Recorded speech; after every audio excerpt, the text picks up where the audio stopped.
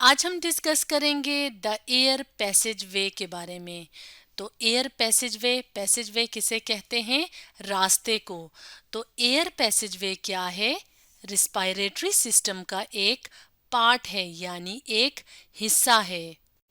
तो respiratory system lungs और air passage वे से मिलके बनता है। और अगर हम बात करें रिस्पायरेटरी सिस्टम की, तो रिस्पायरेटरी सिस्टम रिस्पायरेशन के प्रोसेस में मदद देता है। और रिस्पायरेशन का प्रोसेस क्या होता है? रिस्पायरेशन के प्रोसेस में सेल्स के अंदर ग्लूकोज की ब्रेक डाउन होती है, यानी ऑक्सीजन को इस्तेमाल करके ब्रेक डाउन होती है और एनर्जी रिलीज होती है, और ये एनर्जी लिविंग ऑर्गेनिजम्स इस्तेमाल करते हैं। तो एयर पैसेज वे किन किन पार्ट से मिलके बना होता है, इसको हम यहाँ पे इस डायग्राम की मदद से देख लेते हैं। तो यहाँ पे हम अपने सामने ये डायग्राम ले आते हैं और यहाँ पे देखते हैं कि एयर पैसेज वे किन किन पार्ट्स से मिलके बना होता है। तो एयर पैसेज वे में मुख्तलिफ ऑर्गन्स, मुख्तलिफ पार्ट्स शामिल हैं। सबसे पहले है नेज़ल कैविटी। नेज़ल कैविटी के अंदर दो ओपनिंग्स होती हैं, जैसे कि आप अगर यहाँ पे देखें तो यहाँ पे ये जो ओपनिंग है ये नॉस्ट्रिल है। तो दो नॉस्ट्रिल्स मौजूद होती हैं जिसके अंदर से एयर यानी हवा गुजरती है। इसके बाद एयर पैसेज वे का जो पार्ट है वो है फेरिंग्स, उसके बाद है लेरिंग्स। लेरिंग्स के बाद जो पार्ट आता है उसका नाम है ट्रैकिया। ट्रैकिया के बाद जो पार्ट्स आते हैं वो हैं राइट और लेफ्ट ब्रोंकाई। ब्रोंकस जो है वो सिंगुलर वर्ड के लिए इस्तेमाल होता है और ब्रोंकाई जो है वो है प्लूरल वर्ड। तो ब्रोंकाई के बाद एयर पैसेज वे का जो पार्ट है वो है एल्वियोलाई। और एल्वियोलाई के बाद जो ऑर्गन्स आते हैं जो कि रिस्पायरेटरी सिस्टम का पार्ट हैं वो हैं हमारे लंग्स यानी फेफड़े।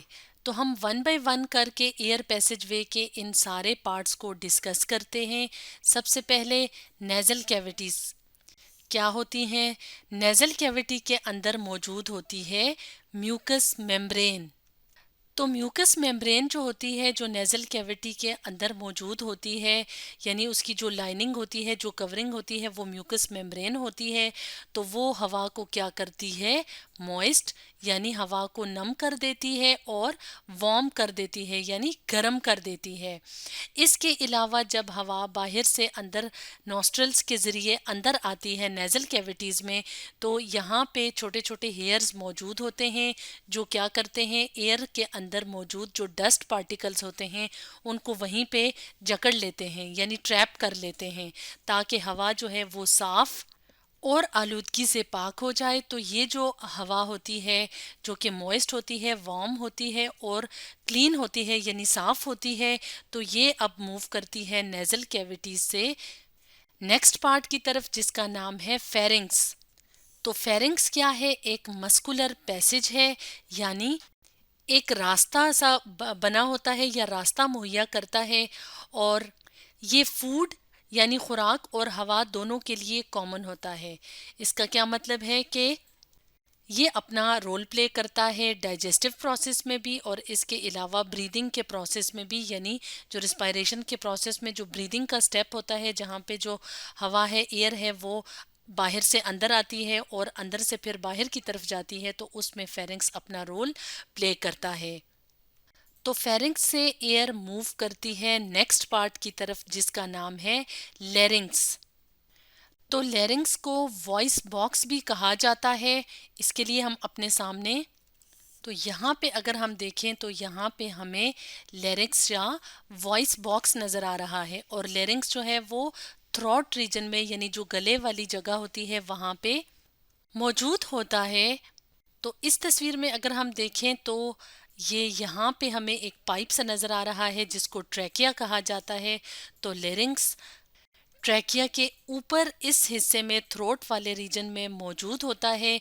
लेरिंग्स के ऊपर जो टॉप वाला पार्ट होता है उसको कहा जाता है एपिग्लॉटिस। और यहाँ पे ये जो नेक्स्ट पार्ट है इसको ग्लॉटिस कहा जाता है, जहाँ पे वोकल कॉर्ड्स मौजूद होती हैं। तो वोकल कॉर्ड्स जो हैं वो दो फाइब्रस बैंड से मिलके बनी होती हैं और ये मदद देती हैं वॉइस प्रोडक्शन में। यानी यहाँ पे इस तरह से दो बैंड्स मौजूद होते हैं। तो जब हवा यहाँ से गुजरती है तो ये मदद देते हैं आवाज़ की या साउंड की प्रोडक्शन में। तो वोकल कॉर्ड्स को यहाँ पे हम एक और तस्वीर की मदद से देख लेते हैं। ये दो फाइब्रस बैंड्स हैं जिनको वोकल कॉर्ड्स कहा जाता है, या ये जो एरिया होता है ये ग्लॉटिस कहलाता है। और इसका जो अपर पोर्शन होता है, ऊपर वाला हिस्सा, इसको एपिग्लॉटिस कहा जाता है। यहाँ पे ये इसलिए नज़र आ रहा है कि इसको ओपन करके दिखाया हुआ है कि अंदर जो है वो दो वोकल कॉर्ड्स हैं, इनके ऊपर जो है वो टॉप पे एपिग्लॉटिस मौजूद होता है। तो जब हम फूड खाते हैं तो उस टाइम पे एपिग्लॉटिस जो है वो यहाँ पे ये इसको क्लोज कर देता है ताकि फूड जो है वो इस एयर पैसेज वे के अंदर ना आ सके, क्योंकि यहाँ से सिर्फ हवा गुजरती है और ये एयर के लिए पैसेज वे होता है। तो ये है लैरिंक्स या वॉइस बॉक्स, जहाँ से वॉइस प्रोडक्शन या साउंड प्रोडक्शन होती है। तो लैरिंक्स के बिल्कुल नीचे एक पाइप का सा स्ट्रक्चर मौजूद होता है जिसको कहा जाता है ट्रैकिया या वेंट पाइप। यहाँ पे इस तस्वीर में अगर हम देखें तो ऊपर लैरिंक्स है और इसके नीचे ट्यूब लाइक स्ट्रक्चर मौजूद है जिसको ट्रैकिया या वेंट पाइप कहा जाता है। तो ये जो ट्यूब होती है ये मेम्ब्रेनियस ट्यूब होती है और सी शेप्ड कार्टिलेज के जो रिंग्स होते हैं वो मिलके ट्रैकिया की जो ट्यूब है उसको बनाते हैं। यानी जो कार्टिलेज है जो कि एक ख़ास किस्म का टिश्यू होता है, तो वो इस तरह से सी शेप में ट्रैकिया वाले रीजन में मौजूद होते हैं। तो ट्रैकिया जो है इसको विंड पाइप कहा जाता है। हवा लेरिंक्स से होती हुई ट्रैकिया से गुजरती है और ट्रैकिया से होती हुई next part of air passage वे में जाती है। तो जो नेक्स्ट पार्ट है उसको कहा जाता है ब्रोंकियल ट्यूब्स। तो जो ट्रैकिया है वो जब एक्सटेंड करता है तो वो बनाता है ब्रोंकियल ट्यूब्स। तो ब्रोंकाई और ब्रोंक्यूल्स की बात की जाए तो उसके लिए यहाँ पे हम अपने सामने इस तस्वीर को ले आते हैं और इसकी मदद से देखते हैं कि किस तरह से ट्रैकिया जो है वो एक्सटेंड करके ब्रोंकाई बनाता है। तो यहाँ पे एक सिंगल ब्रोंकस नज़र आ रहा है, ब्रोंकस सिंगुलर, ब्रोंकाई प्लूरल। तो जो ब्रोंकाई होते हैं उनमें ट्रैकिया की तरह कार्टिलेज रिंग्स मौजूद होते हैं। तो जब ब्रोंकाई होते हैं वो मज़ीद डिवाइड करते हैं तो वो क्या बनाते हैं, ब्रोंक्यूल्स। तो जो ब्रोंक्यूल्स हैं उनमें कार्टिलेज मौजूद नहीं होता, बल्कि जो ब्रोंक्यूल्स होते हैं वो स्मूथ मसल से मिलके बने होते हैं। तो ब्रोंक्यूल्स जब मज़ीद डिवाइड करते हैं और सब डिवाइड करते हैं तो वो बना देते हैं एक और स्ट्रक्चर जिसको कहा जाता है एल्वियोलाई। तो एल्वियोलाई किस तरह के स्ट्रक्चर्स होते हैं, इसके लिए यहाँ पे हम अपने सामने एक और तस्वीर ले आए हैं। Alveoli tiny balloon shaped structures होते हैं, यानी छोटे छोटे इस तरह के स्ट्रक्चर्स होते हैं। अगर हम यहाँ पे देखें तो ये इस पार्ट को बड़ा करके दिखाया हुआ है। तो जैसे अंगूर का गुच्छा होता है उस तरह का स्ट्रक्चर होता है एल्वियोलाई का।